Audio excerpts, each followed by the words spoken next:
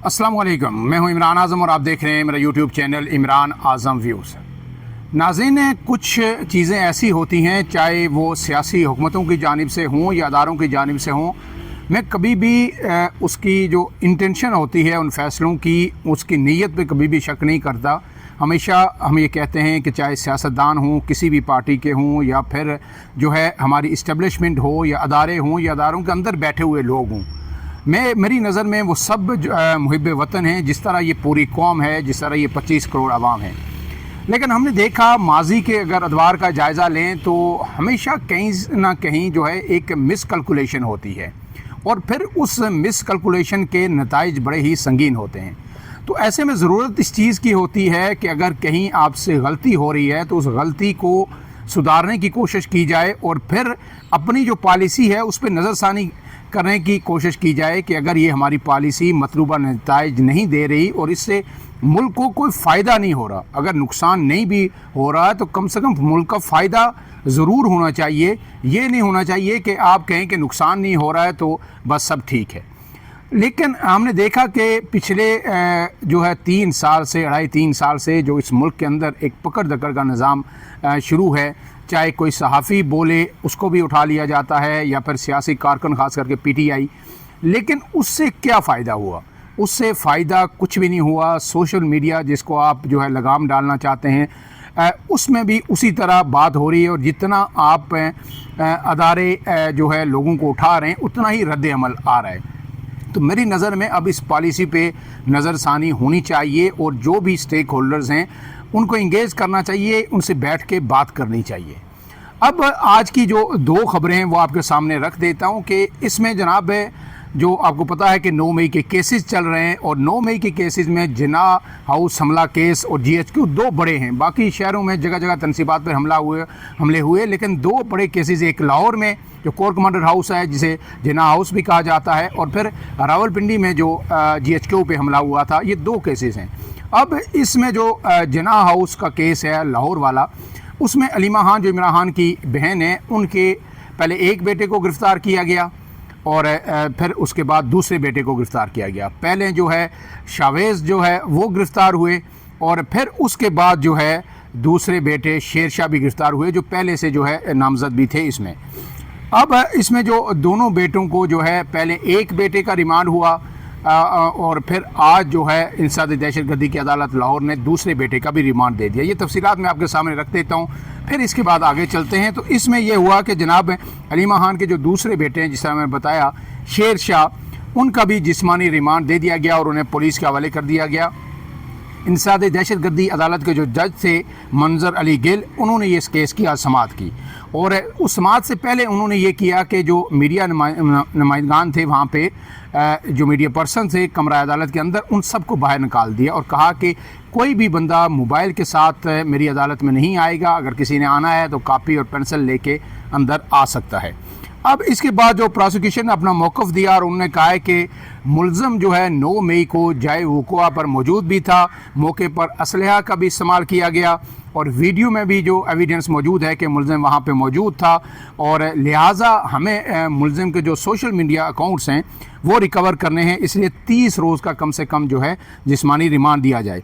इस पर सलमान अकरम राजा ने एक नुक्ता उठाया। उन्होंने कहा कि जनाब आज 27 माह बाद जो है मेरे मुवक्किल को गिरफ़्तार किया गया है, ये इंतहाई गैर कानूनी है। अगर ये मतलूब था तो 27 माह तक इंतज़ार क्यों किया गया? 9 मई कब हुआ था? इसके बाद जो है जनाब अदालत ने जो है अपना फ़ैसला महफूज किया दलाइल के बाद, और फिर कुछ देर बाद वो सुनाया। तो 5 दिन के लिए जो अलीमा खान के बेटे हैं, उन्हें जो है शेरशाह, उन्हें उनका भी जिस्मानी रिमांड दे दिया और पुलिस के हवाले कर दिया गया। जबकि इससे पहले जो अलीमा खान के बड़े बेटे हैं शारेज़ अज़ीम, शायद मैंने उनका नाम शावेज़ कहा था, शारेज़ अज़ीम जो है उनका नाम है, उनका भी जो है 8 रोज़ का गुज़श्ता रोज़ जो है जिस्मानी रिमांड दे दिया गया था। अब इसमें जो खबर है कि जो कहा जा रहा है, कुछ ज़राए हमें ये बता रहे हैं कि 9 मई के केसेस तो हैं अलीमा खान के बेटों पे, लेकिन इसके साथ साथ जो बड़ी वजह यह है कि वो सोशल मीडिया पे बहुत ज़्यादा एक्टिव हैं, और इस बात का शुबा ज़ाहिर किया जा रहा है कि जो अलीमा खान का जो सोशल मीडिया अकाउंट्स हैं या ट्विटर्स हैं, जितने हैंडल्स हैं, वो जो भी उनकी तरफ से बयानात आते हैं, या बैरून मुल्क से PTI जो बहुत कुछ करती है सोशल मीडिया पे, उस सब के पीछे भी इनका हाथ है या ये किसी हद तक उसको फैसिलिटेट करते हैं और ये चीज़ें वहाँ भेजते हैं और वहाँ से फिर जो है आगे चीज़ें सर्कुलेट होती हैं। लिहाजा इनके जो मोबाइल हैं या सोशल मीडिया अकाउंट हैं उनका जो है फॉरेंसिक किया जाएगा, उनको जांचा जाएगा और फिर देखा जाएगा कि इनकी इन्वॉल्वमेंट किस हद तक है। अब इसके साथ साथ दूसरा एक केस इस्लामाबाद में था। आपको पता है कि गुज़श्ता रोज़ साफ़ी हैं, सीनियर साफ़ी हैं खालिद जमील, उन्हें भी जो है इस्लामाबाद में अपनी रिहाइशगाह से हिरासत में लिया गया था और ये जो national cyber crime investigation agency ने पीका एक्ट के तहत उन्हें खालिद जमील साहब को हिरासत में लिया गया था। एक अदारे के वो ब्यूरो चीफ भी रहे हैं इस्लामाबाद में, लेकिन इससे पहले भी एक मरतबा उन्हें हिरासत में लिया गया था और फिर उसके बाद छोड़ दिया गया था। तो आज जो है उन्हें अदालत में पेश कर दिया गया, ये अच्छी बात है।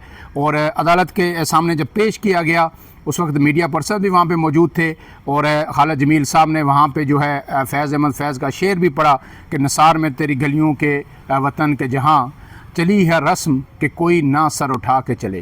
तो ये शेर जो बड़ा शोरा आफाक शेर है, तो ये पढ़ा और फिर उसके बाद वो अदालत के अंदर गए और फिर वहाँ पे दलाइल हुए, लेकिन इसके जो दलाइल के बाद बिलाखिर उन्हें जो है रिहाई मिल गई है। उनके वकील जो थे वो जनाब ईमान मज़ारी और हादी अली चट्ठा थे, ये दोनों अदालत में पेश हुए।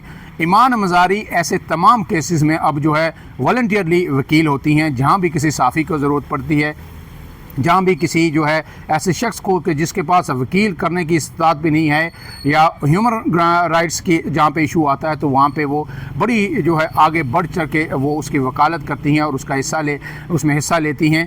तो मेरे ख्याल में मैं ये कहूँगा कि आसमा जहांगीर के बाद अगर इस फीमेल सेक्टर के अंदर इंसानी हकूक़ के हवाले से पाकिस्तान में कोई बड़ी आवाज़ इस वक्त है तो वो ईमान मज़ारी हैं। और अगर इन्होंने अपनी सिमत दुरुस्त रखी तो यकीन कीजिए कि ये आसमा जहांगीर से भी मेरे ख्याल में आगे एक वक्त में इनको कंसिडर किया जाएगा पाकिस्तान में इंसानी हकूक़ के हवाले से। तो इस पे इनको दाद भी देनी चाहिए, लेकिन इसके साथ साथ मैं ये भी तवक्को करूँगा कि वो विद इन लिमिट्स रह के जो आइनी और कानूनी हदूद हैं और रियासत के जो कवानीन हैं उनके अंदर रहते हुए इन लोगों के लिए आवाज़ भी बुलंद करेंगी और इन लोगों के मुकदमात भी लड़ेंगी। अब इसके बाद जो अदालत के अंदर है, ईमान मज़ारी ने जो मौक़िफ़ इख्तियार किया, उन्होंने ये कहा है कि इन्होंने किस चीज़ की तफ्तीश करनी है। जो तफ्तीश करनी है वो ट्वीट तो माजी का हिस्सा हैं। तो इस पे जो इल्ज़ाम आयद किया गया था खालिद जमील साहब पे, वो कहा था कि 7 मई को उन्होंने एक ट्वीट किया जो इस मुल्क के ख़िलाफ़ था, इस रियासत के ख़िलाफ़ था। अब वो ट्वीट था क्या, मैं ज़्यादा डिटेल में नहीं जाऊँगा, लेकिन मुख्तसरन ये बता दूँ कि उन्होंने मुख्तलिफ़ फ़ौजी अदवार को क्रिटिसाइज़ किया था। पहले तो उन्हें जनरल ज़िया उल हक़ का नाम लिया कि उन्होंने जब सियाचिन पे जो है भारत ने कब्ज़ा किया तो ज़िया उल हक़ ने यह कहा कि जनाब यहाँ तो घास भी नहीं उगती। फिर उन्होंने कारगिल का हवाला दिया कि वहाँ पे जो है जब अपने लोग शहीद हुए तो जनरल परवेज़ मुशर्रफ ने जो है उनको मानने से इनकार कर दिया कि ये हमारे लोग थे ही नहीं। और फिर उसके बाद फिर जो अभी जो रिसेंटली पाक भारत जंग हुई है उसके हवाले से भी उन्होंने आगे ज़िक्र किया कि इसमें क्या हुआ। और मेरे ख्याल में वो थोड़ा सा गैर मुनासिब था, क्योंकि जिस तरह से हमने ये जंग जीती पूरी दुनिया उसकी गवाह है और पूरी कौम को अपनी फ़ौज पे अपनी जो है एयर फोर्स पे फ़ख्र है कि जिस तरह हमने भारत को नाखून चाने चबवाए, लेकिन उन्होंने यहाँ पे जो है मेरे ख्याल में ज़्यादती की। लेकिन अदालत ने जो है दलाइल सुने और उन्होंने कहा है कि जो ईमान मज़ारी हैं कि यहाँ पे फ़िज़िकल रिमांड का जवाज़ ही नहीं बनता। खालिद जमील को तो सफाई का मौका ही नहीं दिया गया कि उन्होंने क्या कहा। उन्होंने कुछ अदालती फ़ैसलों का भी हवाला दिया।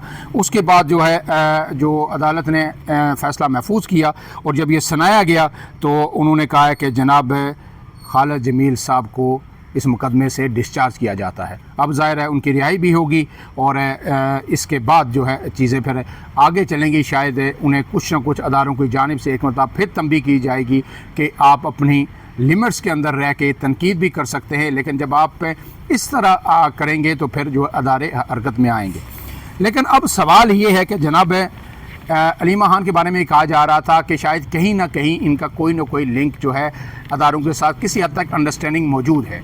लेकिन अब जब वो गिरफ़्तार हो गई हैं, आपको पता है कि PTI के कई लीडर दबे अल्फाज में और कुछ जो पार्टी से निकाले जा चुके हैं, वो जो है शेर अफजल मरवत जैसे लोग हैं मीडिया के बैठ के हमेशा ये कहते रहे कि जनाब जो दूसरे हसनैन न्याजी हैं उनको तो जेल में 10 साल कैद की सज़ा होगी 9 मई के केसेस में, लेकिन अलीमा खान के जो बेटे हैं शेर शाह वो आज़ाद फिर रहे हैं और वो ज़मानतों पे फिर रहे हैं, तो वो कैसे बच गए, हालांकि वो भी 9 मई में नामजद मुलजिम हैं। तो अब जो है शेरशाह भी अंदर हो गए, शारेज़ भी अंदर हो गए, मेरे ख्याल में अब ये तनकीद भी ख़त्म हो जाएगी। लेकिन ये ज़ाहिर है एक ना एक दिन ये लोग बाहर आ जाएंगे, जिस तरह PTI के दूसरे बेशुमार लोगों को तफ्तीश के बाद जो है कुछ को सज़ाएँ हुई और कुछ सज़ाएँ पूरी करने के बाद आए, कुछ पहले ही छोड़ दिए गए। लेकिन मेरे ख्याल में अब जो है वक्त आ गया है कि इन चीज़ों से ये समझा जाए कि जितना रियासत आगे बढ़ेगी या जितना ये लोग जो सोशल मीडिया पे अदारों के ख़िलाफ़ जो है जहर उगल रहे हैं, ये आगे बढ़ेंगे, इससे दिन ब दिन तलखियाँ मज़ीद बढ़ती जाएंगी। ना इन लोगों को कुछ आज तक हासिल हुआ इस सब जो इन्होंने किया, और ना अदारे कुछ हासिल कर पाए। सवाल ये है कि क्या अदारे पीछे हट गए या अदारों पर दबाव बढ़ गया? नहीं। क्या अदारे PTI को दबा सके या PTI के सोशल मीडिया पे जो एक्टिविटी हो रही है उसको ख़त्म कर सके? नहीं। तो अब ज़रूरी है कि हमने एक बड़ा दुश्मन हमारे पड़ोस में बैठा हुआ है, हमने चाहे जो है 5th जनरेशन वार हो, सोशल मीडिया का उसमें रोल हो, तो वो ज़ाहिर है हमने इन लोगों के ज़रिए लड़नी है, मुल्क के नौजवानों के ज़रिए। और एक वक्त में जो PTI के सारे लोग थे, इनको जब फैज़ हमीद लोग थे और बाजवा साहब थे, तो वहाँ पे कहा जा रहा था कि हमारे 5th जनरेशन के वारियर्स हैं। तो वारियर्स अब सब जो है मुल्क दुश्मन अनासर का रूप जो है रियासत की नज़र में धार चुके हैं। तो अब ज़रूरत इस बात की है कि कहीं ना कहीं मसालियत होनी चाहिए। एक और बड़ी ख़बर है कि सोहेल वड़ाइच साहब ने रद्द अमल अपना दिया है। जो तरदीद आई थी उस पर रद्द अमल दिया, भरपूर रद्द अमल दिया।